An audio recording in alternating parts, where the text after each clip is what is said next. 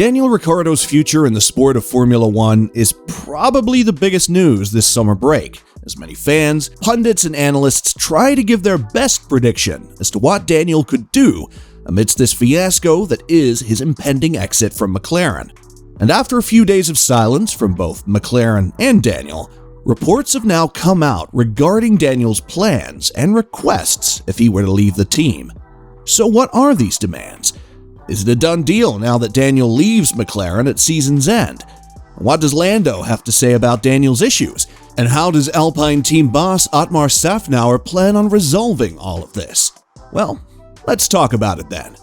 But before we do, consider subscribing to the channel to get updated on our latest uploads. Now that's out of the way, let's get started. On paper, Daniel Ricciardo is still contracted to perform his services for McLaren, but due to his consistent, underwhelming performance, reports this past week have said that Ricciardo's time with the team is up, and the team is planning on replacing him with fellow Australian driving sensation Oscar Piastri.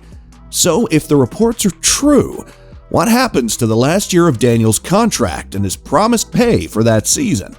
Well, according to the reputable Australian publication Speed Cafe, Daniel has asked for a $21 million payout from McLaren to walk away from the team without any more added obstacles to his replacement's arrival. Speed Cafe also has reported that Daniel is the only party to have the right to cancel the contract between him and the team, hence the eerie silence from McLaren throughout these chaotic times the team is in. And to add to that, Speed Cafe would also reveal that should Daniel drive for another team next season, any payment he receives from his new team that is $20 million and below will be refunded by McLaren. But the publication would say that it is highly unlikely that the $21 million will be the final figure, as this will surely be haggled down by the end of their discussions. These recent events and the lack of confirmation and clarifications from McLaren has angered Daniel's fans, with them saying that McLaren has done Daniel dirty and that the Honey Badger should walk away from his team.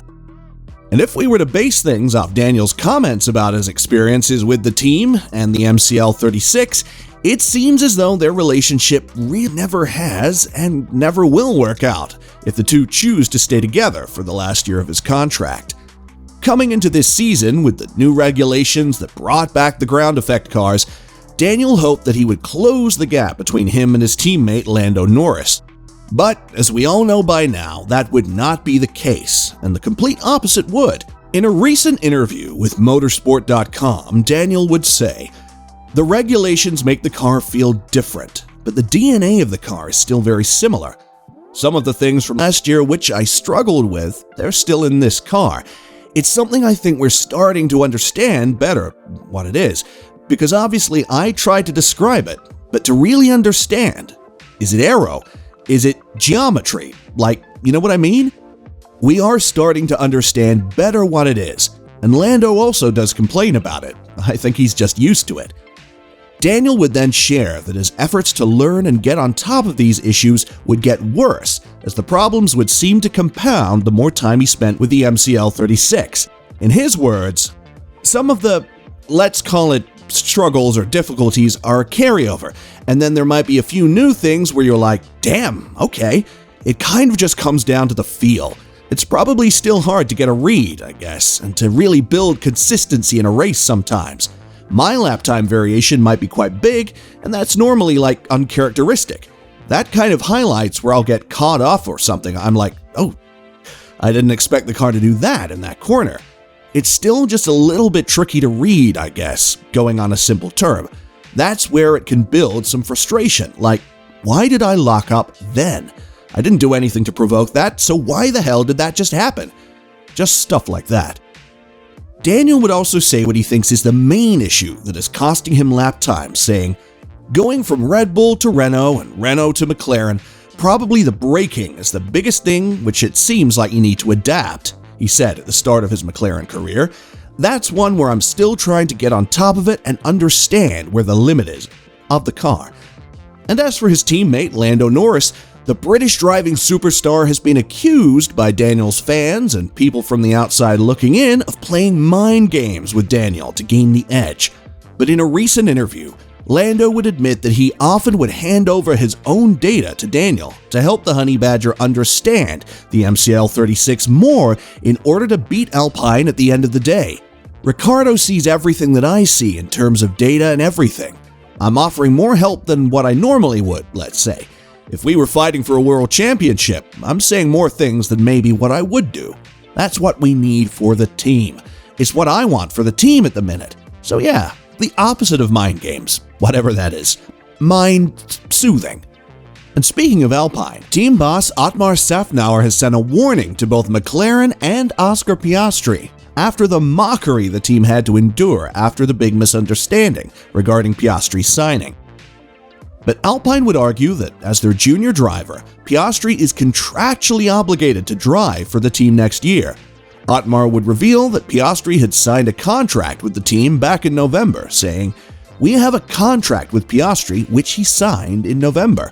We've spoken to our lawyers and they've told us this is a binding contract. So part of that contract allows us to put Oscar in one of our cars in 2023, which is the reason we issued the press release." Expected more loyalty from Piastri. He should have it with the team that has taken care of him, that during the last year has put him in a Formula One car so he would be ready, so he would know the circuits. I expected more loyalty from Oscar than he is showing. I started in 1989 in Formula One, and I've never seen anything like this. And it's not about Formula One, it's about integrity as a human being. There should be some loyalty to the fact that we have invested literally millions and millions of euros to prepare him. So I don't understand it. But now that the FIA's Contract Recognition Board, or CRB, has seemingly declared that both of Piastri's contracts with Alpine and McLaren are valid, a legal battle is sure to ensue. In a recent interview, Otmar would comment on the situation, saying, "Going to the High Court is over 90% certain. That's what we'll do." The American said he contacted Formula One's Contract Recognition Board, CRB, last week, but that avenue might not be sufficient. If the CRB says your license is only valid at Alpine, and then he, Piastri, says, "That's great, but I'm never driving for them, I'll just sit out a year," then you've got to go to the High Court for compensation. And there you have it, guys.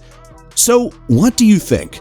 Who comes out on top in this legal battle between the two? And will Daniel inevitably sign with Alpine if the CRB decides to side with McLaren on this issue? Let us know in the comments section below. And as always, don't forget to like and subscribe to the channel if you haven't.